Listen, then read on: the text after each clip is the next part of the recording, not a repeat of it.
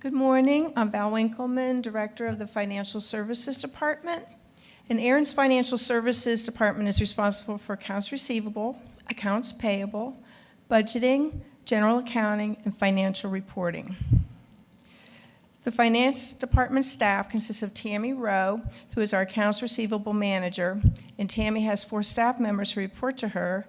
They are Tanya Gomez, Amy Sanchez, Amherst Wang, and Lindsay Norman. The average tenure of the FSD staff is 13 years. Tammy's group is responsible for billing, applying cash receipts, collecting on accounts, registration service agreements, and the billing help desk.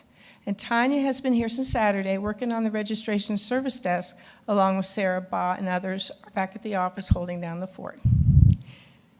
The Financial Services Help Desk is open from 9 a.m. to 5 p.m. Monday through Friday except holidays. There are 4 staff members that answer the phones, and those are the 4 members under Tammy Rowe.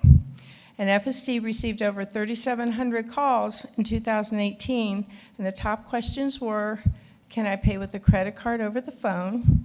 How do I update my billing point of contact? And can you email a copy of my invoice?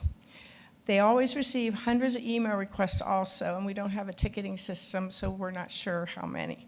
But for each of these questions, the FSD staff encourages the caller to create an account on ARIN Online, and that's where they can manage their own account and find answers to their questions. ARIN adopted a new fee schedule July 1st of last year, and the 2018 financial audit has been completed, and we are now focused on completing the IRS Form 990. And I'd like to congratulate the FSD team that it was a very good audit.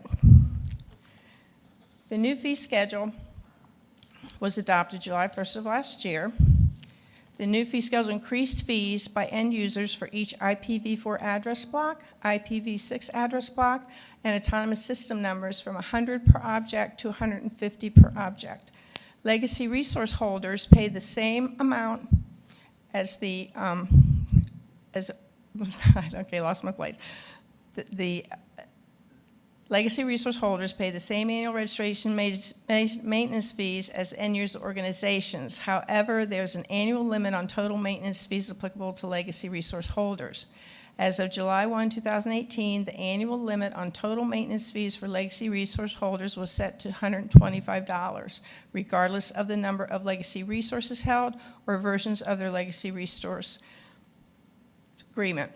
The annual registration fee for ARIN transfer facilitators was increased from $100 to $1,000 in order to cover rising costs associated with these services.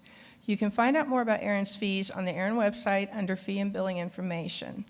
There were some updates to our accounting system for this fee change, and ARIN also redesigned our customer invoice. It was brought to our attention that we put all the information to contact us on the email that went with the invoice but not on the invoice, and that a lot of times the invoice is passed on without the email. So we added detailed information on how to contact FSD along with our working hours, and we added links so the organization would help to research the resources that they're being billed for on the invoice. ARIN receives 4 types of payments: checks, credit cards, ACH, and wires. As you can see, the dollar amount of the checks we receive still exceeds the credit cards on a per transaction basis, even though we're receiving more credit card payments. But I did a second slide showing that the electronic payments are slowly replacing the corporate check as a payment method.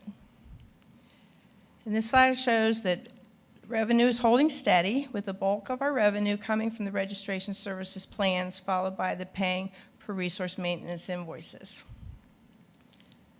Any questions? Any questions for Val? Thank you, Val.